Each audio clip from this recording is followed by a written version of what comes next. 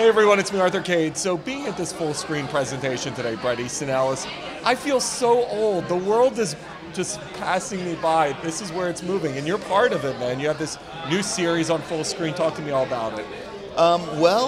It's based on a bunch of short movies I made about 2 years ago that Fullscreen saw about a year and a half ago, and they've been pursuing me to turn it into a series. So basically, we all agreed on what direction to go in, and Fullscreen really wanted it to be dark, super violent, super sexual, really push the envelope. And I said, Fullscreen wants to do this? And they said, yeah, we want a really edgy drama to like anchor our schedule.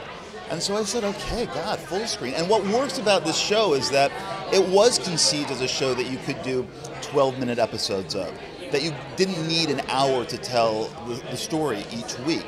And so knowing that, knowing what Fullscreen expected from me, I don't know, it just ultimately made sense. But I feel very old being here as well. But that's just an observation. I don't look at it as a bad thing or a good thing. It is what it is.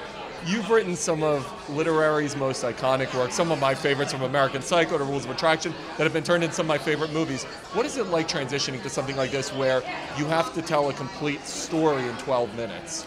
Well, look, I've written a lot of scripts. I've worked on a lot of television shows that didn't get aired. It was a challenge. When you're told that your pilot for your series is 12 minutes long, it's like, and the entire series itself is going to be about 98 pages. I've written pilots that are 98 pages, so it was very strange scaling everything back and realizing what is really important, what is really going to make an impact, and what isn't. And it happens very fast. It becomes very apparent when you're paring things down like that, what you really need to highlight and what can kind of maybe go off to in the other direction. So it's been a learning experience, but ultimately it's kind of like writing a feature and dividing it into 8 episodes. That's kind of what it's like. And the time frame for this show is very, very tight. It takes place over about 3 or 4 days. And if this goes into following seasons, we will be following different characters that aren't necessarily in the first season. So it follows girls who descend into a cult, correct? Tell me all about it. Well, again, not to give too much of it away. It is an ensemble drama. It's about 8 characters, and it is about a group of kids who escaped a cult and disappeared into Los Angeles, hiding out with new aliases. And we enter into the show just as the cult, about 3 or 4 months later, has located them. So it kind of is this thriller set in Los Angeles, kind of a drama about the relationships between the kids in the cult who escaped. And it is also about the kids who come down to Los Angeles to find those escaped kids who believe in the cult. And so it's about an ideology. It's about, I don't know, not to get too highfalutin, but it's about, freedom versus non-freedom and a lot of other things. But again, Fullscreen really said, be as sophisticated as you want. We trust our viewership and go and make the show you want to make. All right, 2 things I never thought I would say in the same sentence would be American Psycho and Broadway, and yet that is happening right now. And you told me you saw the show, so I'm dying to hear your thoughts. And do you ever imagine that American Psycho would end up on Broadway? Oh, from the moment I wrote it. And a musical. And a musical. Of course not. But the strange thing is, look, it's been 10 years in the making. The people who put American Psycho, the musical, on Broadway, came up with this idea 10 years ago. So by the time it opened, I guess last week, it wasn't a surprise. It was just kind of like, oh, they finally did it. They finally went through a decade of hassles, opened in London, rewriting the book, not getting the guy they wanted to play Patrick, maybe then getting the guy, changing theaters. So all this drama ended and the show appeared, and I actually liked it. It's very different from the book. It's very different from the movie, but it has to be because it's a Broadway show.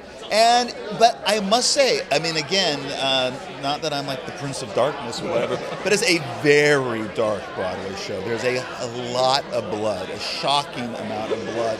And I was even surprised at how far the show goes in terms of depictions of, Patrick Bateman's murderous activities. But and also the songs are good. It has a good score by Duncan Sheik. Speaking of Patrick Bateman, one of the launching grounds of one of Hollywood's best careers is Christian Bale. Yeah. That was the launching ground for him. It was. Is it blowing your mind to see this man has gone on to play Batman and become one of Hollywood's biggest stars? Did you know that was the launching ground for a huge career? Well, ultimately our best actors more or less are in those kind of movies now. They are in comic book superhero movies because those are the only big movies that really get made. But Christian was he had been a child star, so people forget that he had been starred in the Spielberg movie Empire of the Sun. He was in Newsies, and then he became a kind of serious young actor in fairly kind of a lot of independent movies. And Mary Harron, who directed the film version of American Psycho, really saw everybody because everybody wanted that part. Leo DiCaprio had it for a while. I saw that.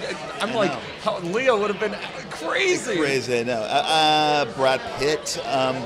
So there was Johnny Depp. There was a long line of people who wanted to be in it that the studio would have been very happy to cast. And Mary Harron, who saw all these actors, said that Christian Bale, this kind of semi-known Welsh actor, is going to play Patrick Bateman. And the studio cut the budget in half. Said, okay, you want to use him? You get this much money. And so she made the film for very little money, but she was right about Christian because he was brilliant in the movie. And the movie wasn't a massive hit, but it put him on the map. People noticed Christian Bale after that. It's become a cult classic, that's true. It's not a surprise to me that Christian Bale had the career that he's had because it was so apparent from the first 10 minutes of that movie, how not only how talented he was, but how committed he was to character. So committed. And I remember seeing him. I ran into him on that set, and I said, "How are you doing?" And I said, "You look fantastic." He said, "I know, but I am so miserable. All I do is eat lettuce and chicken and drink water. I want a beer so badly." But he had to stay that ripped for 6 weeks of shooting, and he said it was agony. And work out. So no rewards at all, just chicken, lettuce, and working out all day. And then having to be Patrick Bateman. That sit-up scene was the best. So, dude, you're one of my all-time favorites. So congratulations, this looks awesome. And, to see someone of your stature and name to join a platform show, this is where the world's moving. So I completely agree with it. I don't think there's anything at all I think you have to be a real snob to think that this isn't where we're going and that this isn't a great opportunity for creators of content. No matter where you are in the hierarchy of entertainment. I mean, I think this is a great opportunity, and also not everyone is coming up to me saying direct and write a series for us. It's cool.